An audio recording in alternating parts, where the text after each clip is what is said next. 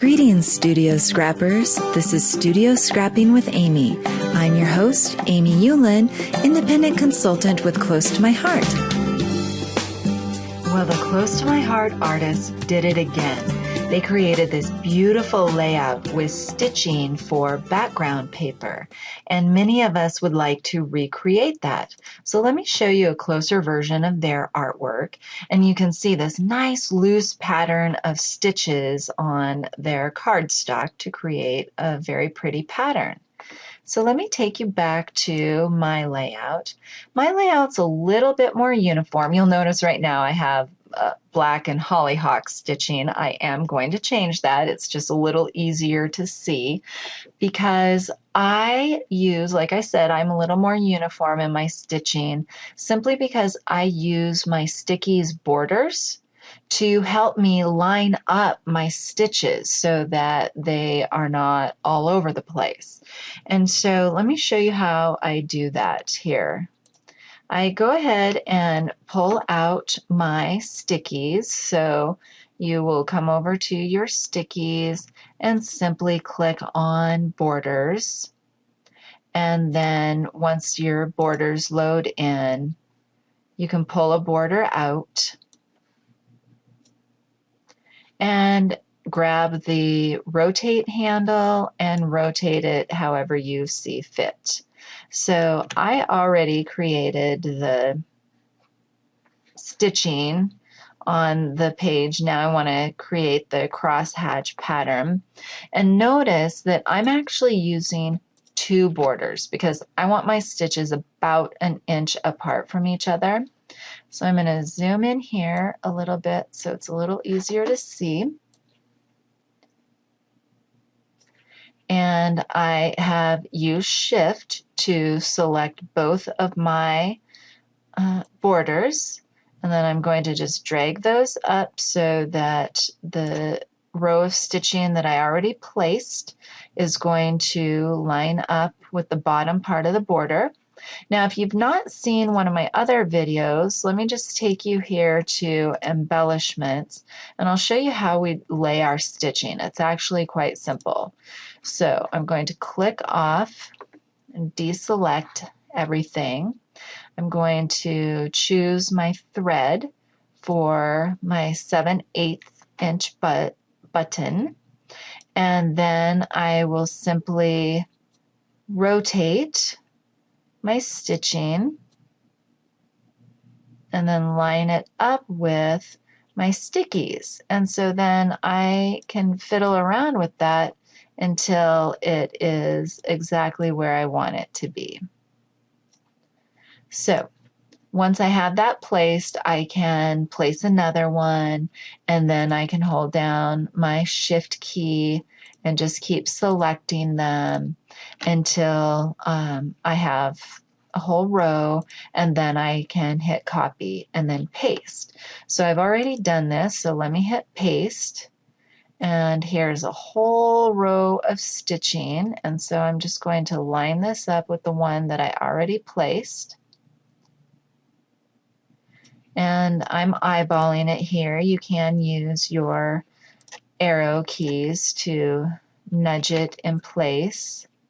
And then I'm going to just drag this up and keep repeating this. So I'm going to go ahead and finish this off, and then I will come back and show you some finishing touches.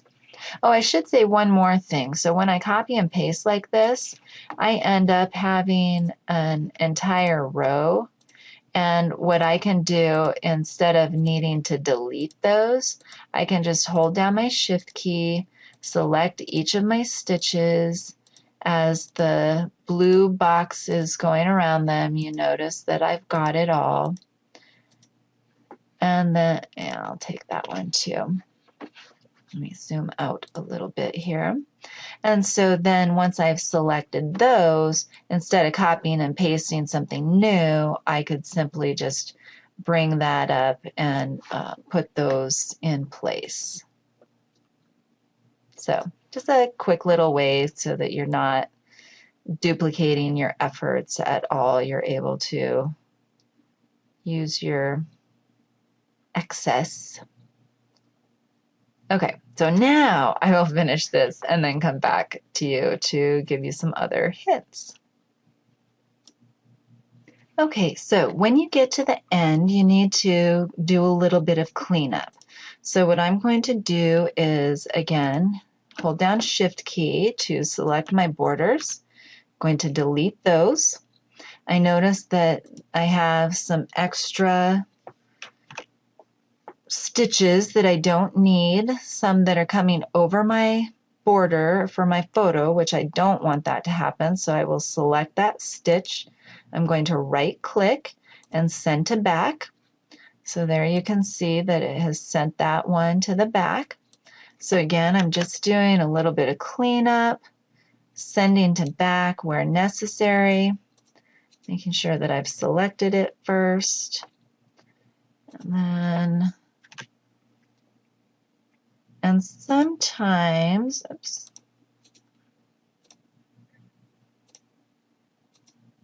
sometimes we cannot send an item to the back. It won't go behind the page. So you are either able to crop it. So let me zoom in there a little bit more so that it's easier for you to see. Zoom way in on that. Okay, so I don't want it to come onto this piece of paper, so I can simply crop it, but I look at that and it's only a partial stitch. I don't like that, so I'm just going to delete it and call it good. Same with this one. Or actually, here, let me undo that. I think maybe instead of deleting, no, this one for sure, I'm going to delete. This one, I think I can just nudge up a little bit. Maybe this one, I'll just move these kind of down so it's not quite as obvious. Let's give a little bit of extra space in there.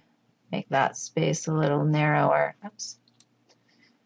Okay, so I think that's probably okay. So let me zoom out and see. Yep, I think that's fine. So again, like I said, oh, here, up here, I got one that's a little off. So I want it to be behind this border. So I'm simply going to send to the back, and now it looks like that border is on top of that particular stitch. Okay, so once you get all your stitches in place, then you simply want to click on one of those stitches. You're going to choose an embellishment color. I'm going to choose White Daisy, and I selected all like items. So now I can zoom way out, and there I have something that looks like what the Close to My Heart artist created. Okay, so let me give you, I've got a couple more minutes here to give you some tips and tricks on this particular layout. First of all, when you are creating your little scallop border here, you're using again the border with the stickers. Now again, you can't send this back to the back. It won't go behind these pieces of paper in the pattern.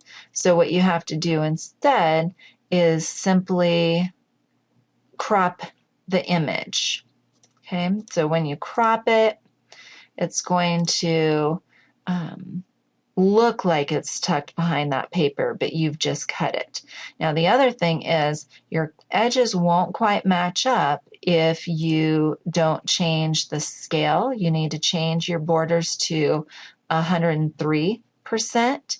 And then when you get to the end, you're able to crop, and you'll be able to crop it so that it looks like it has a nice rounded border. Okay, on all edges. The other thing is I created for this photo, I used a 1/4 inch white mat So white daisy matte. And then I drew a text box behind the picture. Let me bring that text box to the front. There we go. Okay, so I just brought it to the front and then I sent it backward one to put it behind the photo. The other thing, again, these all have 1/16 inch white daisy borders. Oh, here's another fun one. So when you're placing your ribbon, and again, you'll notice I turned off my show toggle accents so that I could place my own accents. And so on the ribbon, let me just hold down my shift key and move these two pieces of ribbon out of the way. When you place your ribbon, a couple things to keep in mind. You're going to want to